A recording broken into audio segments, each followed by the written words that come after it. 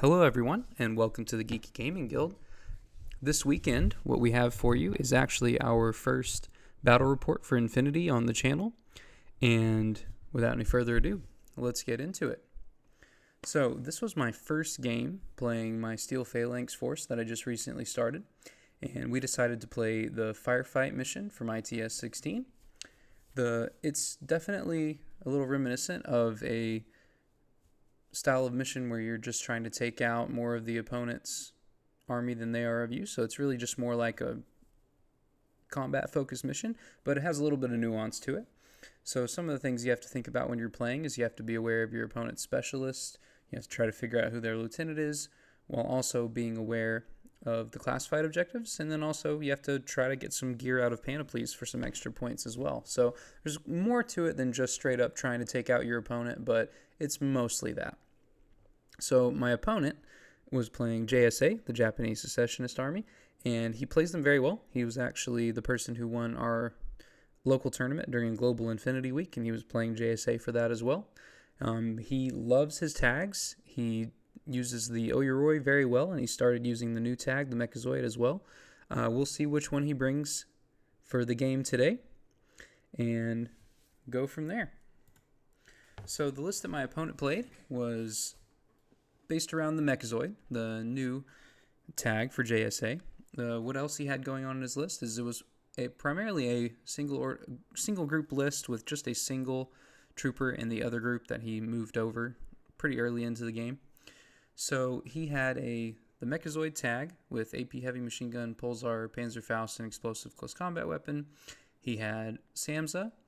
He had a Ryukin Killer Hacker with forward deployment.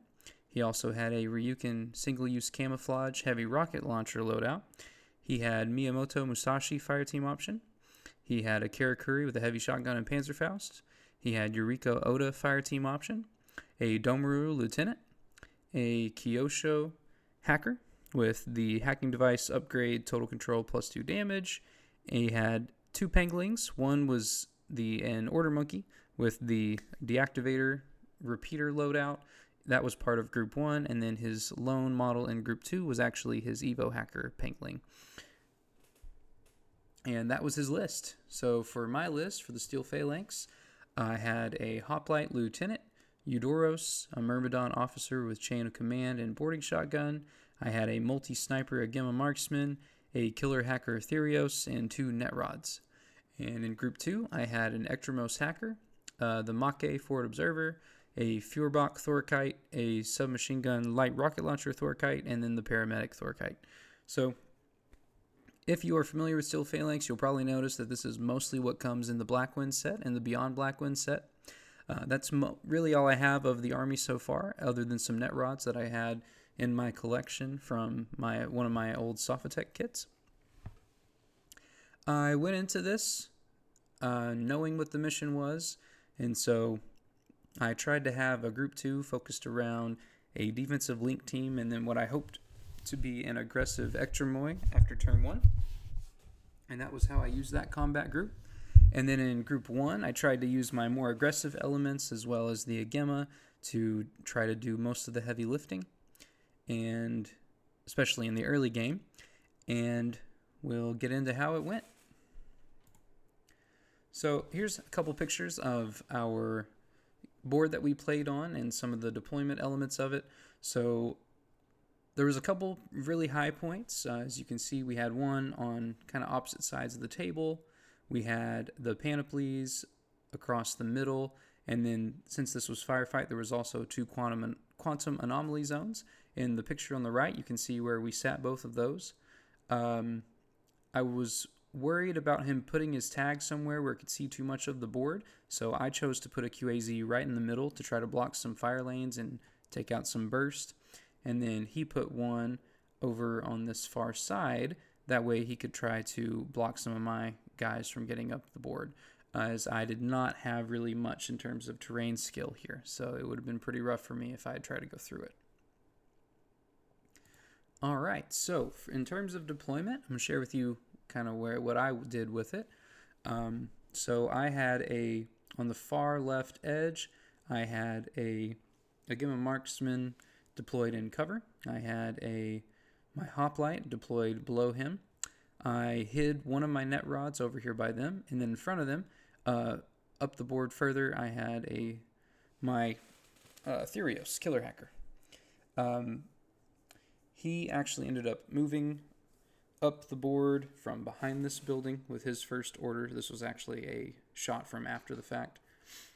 So down here in the middle, you'll see actually where the Therios started, and you will see where my Eudoros started right here, kind of in the middle. My game plan with him early was to move him up and try to throw smoke, and so we'll talk about that in a bit. And then this was where I deployed my Thorkite Link team with the Make. So this was a maximum core team for Steel Phalanx. You can't go above 4 in a core in current N4 rules with Steel Phalanx, so that's what I had going on here. And this is also where I put my net rod that failed his airborne deployment roll. And then on the far right extreme of the board, we had my Myrmidon officer with my kind of close to my HVT. My intention there was to have him defend my HVT while also being a backup lieutenant in case my hoplite went down. I did not intend to use my hoplite aggressively in this game since I had 2 sources of NCO in the list, but we'll get to why it ended up coming up that I had to try to use him more in just shortly. So let's get into the turns. So my opponent chose that he wanted to pick deployment, and so I chose turn order. So since he chose to have me deploy second, I decided to take the first turn. That way I could deploy where I wanted to and go straight into playing the game. And so how I started my turn was that I tried to get some Eclipse smoke down to block the Mechazoid's line of fire using Eudoros and the Myrmidon officer. Looking back, I wish I would have used my Myrmidon officer for this first because he had a walkway between the buildings to lay down Eclipse smoke without getting shot back. Unfortunately, I made a mistake and used Eudoros first to try to do it with his impetuous order, and he actually ended up taking a wound from the Mechazoid before he was able to get smoked down. And so I think if I would have had Eudoros healthier longer, that might have helped me quite a bit in the game. So that was kind of a learning mistake there that I should have paid more attention to. And hopefully next time I'll do better with that. So after I got down some Eclipse smoke and moved my guys up the board, progressed the models that I wanted to, I kept my Thorkite fire team mostly held back. What I decided to end up doing in round 1 is to try to make sure I had maximum orders on the board in group 1 moving forward. I decided to reveal my Gemma Marksman fairly early to try to take a shot at the Mechazoid. And whenever I tried to do that, my opponent actually revealed his Ryukin heavy rocket launcher, and then my Gemma was in a 2v1, and so that was not great for me. I think if it had not been for that, I probably could have got a little bit more mileage out of my Gemma. So he ended up not really accomplishing any of the things I wanted to out of revealing him. So the Ryukin, they all 3 bounced off each other, and no one was able to hurt each other. I believe one of us ended up having to take an armor save and just shrugged it off, and so it did kind of wasted my reveal of the Gemma, but other than that, I think it's all right. In the picture here, you can see that the Gemma ended up getting knocked unconscious, but that was actually one of the first things that happened in my opponent's first turn. So we'll go ahead and get into more of his turn now. So my opponent, in his turn 1, the main thing he did was that he moved up his Harris team. That was Eureka, Oda, the Karakuri, and the Domaru. So he did move that team up to try to get it into better positioning. I didn't really have anybody with good lines of fire to them because he kept them low and out of my line of sight. After that, my opponent started trying to take out some of my ARO pieces. He was able to successfully take out my Agema with Samsa, who was up high on a building, and I was not able to save against the plasma rifle. He was inside of 16 inches on my sniper whenever he started trying to attack my Agema. So unfortunately, I was in bad range bands, and it was not a good firefight for me to try to win. He was still looking for better modifiers than me due to the range band for his gun. Whenever we moved past that, after the Agema went down, Then once his fire team was up, he got to a point where he was ready to defend against my Eudoros. He tried to attack Eudoros, and I was able to win a face-to-face roll and get down some Eclipse Smoke and keep him safe after that. And then once the Eclipse Smoke was down, he positioned exactly where he wanted to be for the follow-up turn. And then also still in that turn, he unfortunately was able to take out my other good ARO piece, my Fjordback Thorkite, after some back and forth with the Mechazoid. So I could have tried to dodge out instead of trying to engage with the Mechazoid, but honestly, that was really the job of that model, was to be an ARO piece. So I went ahead and took the fights. Didn't quite go my way, but it happens.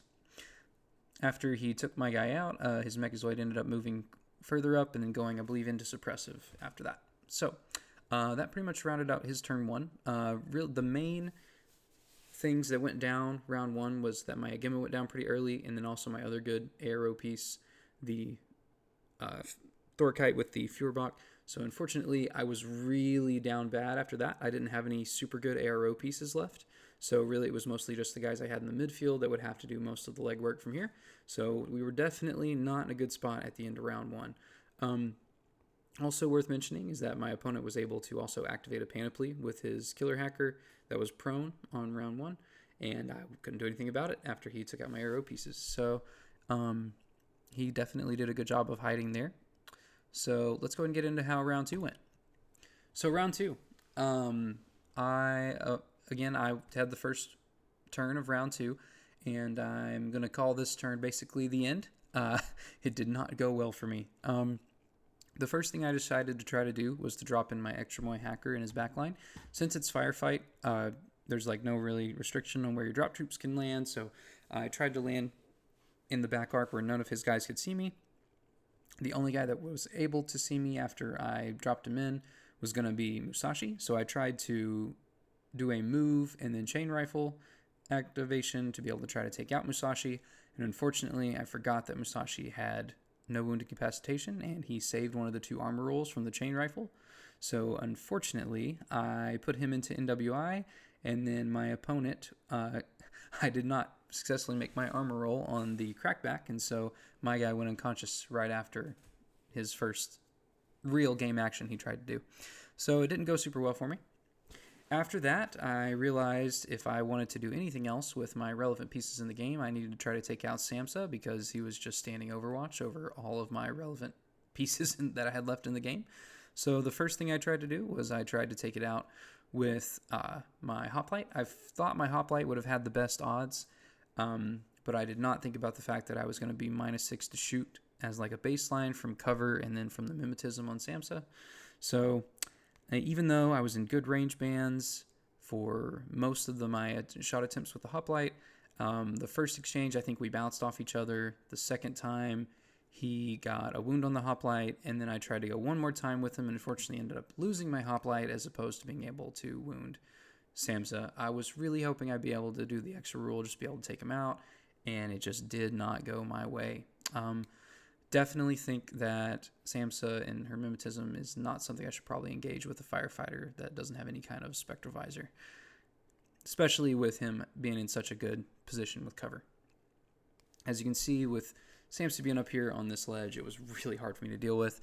After that, I tried to take her out with my Therios. As you can see, also did not go well.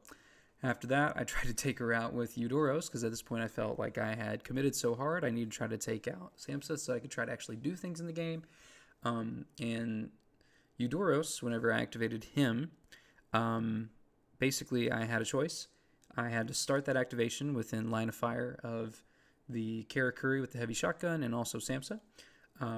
I decided to move back, and whenever my opponent decided to you shoot the heavy shotgun from the Karakuri in hit mode, since he had enhanced reaction on it, I actually decided to just ignore that and just hope that he would roll poorly due to my Mimetism -6 on Eudoros.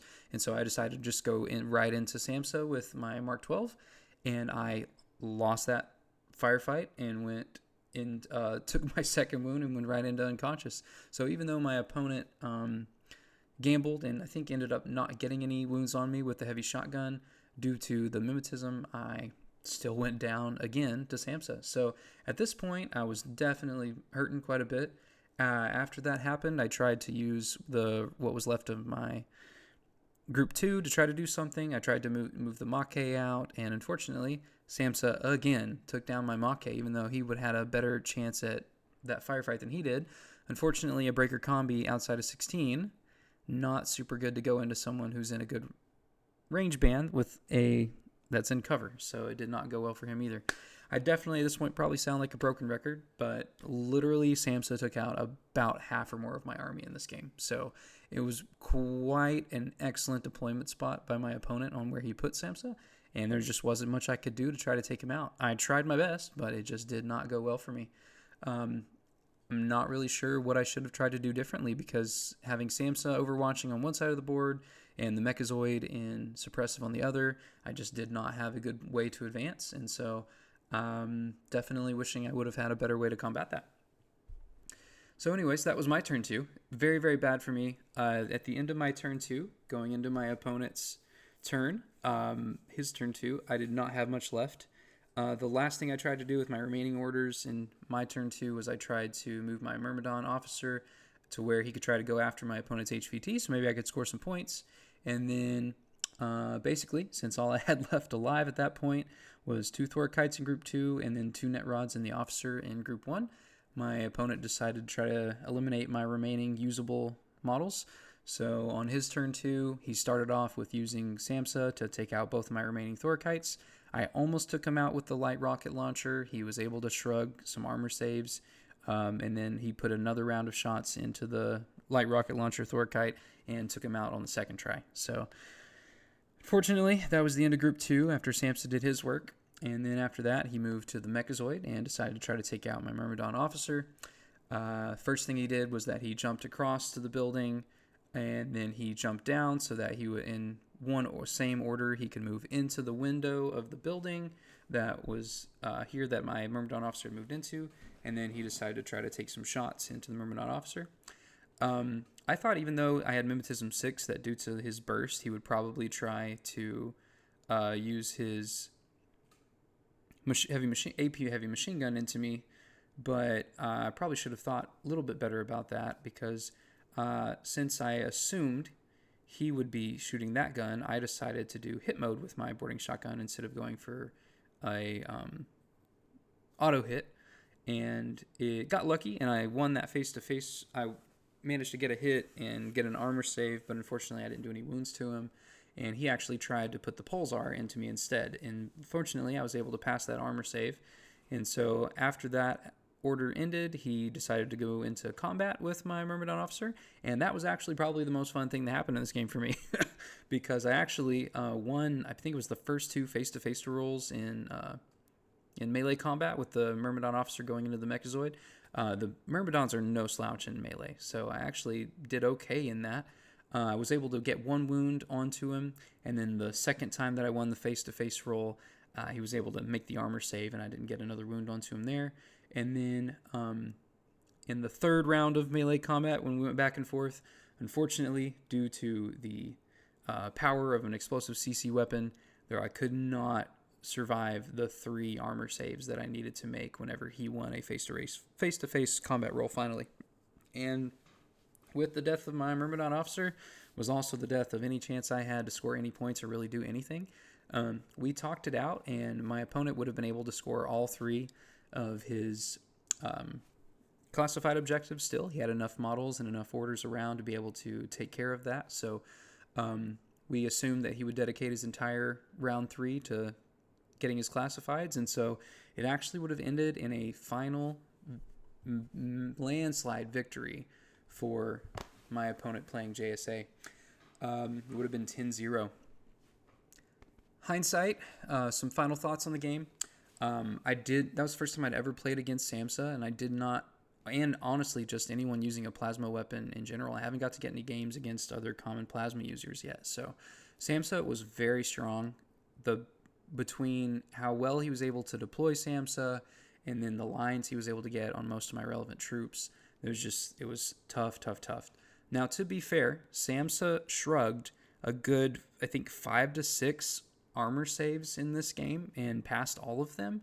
So my opponent was definitely rolling hot on the armor saves. We definitely made the joke that if it had been in 5 rules, Samsa would have died fast instead of stayed alive for so long. But unfortunately, that was not the case. We were definitely still playing within 4 rules. So it went how it went. I do not complain. I did not expect this game to go super well for me, being definitely not an optimized list and being my first game playing my Steel Phalanx. I really mostly just wanted to figure out how they worked and get them on the table since I picked them up. My main takeaways of things I would like to add to the army is I definitely want more ways to crack high armor. Definitely thinking that I'm going to want to pick up Phoenix to use in a Myrmidon team, as well as just picking up more Myrmidons in general, because they definitely were the strongest thing that I used in the list. I like the idea of keeping the Thorkite defensive fire team, but I would definitely like to upgrade that Breaker Combi Mackay to the missile launcher profile, because I think that would be a lot scarier threat in ARO. So having the Führerbach and the missile launcher as a double ARO threat on my back line makes me feel a lot better about it. I think that I would like to try that moving forward, assuming that those guys are able to still link together in 5. I think that's something that would be a good option to have moving forward. So that's kind of my big thoughts on what I would probably change about the list moving forward, is to have maybe some better armor cracking gunfighters, and then also expanding my Myrmidon options. And final thought, again, I feel like I'm a broken record, but Samsa was by far the MVP of the game, and if I could have done a little bit better on a couple of the face-to-face rolls against Samsa, or if Samsa hadn't got past as many armor saves as Samsa did, then it might have been a drastically different game.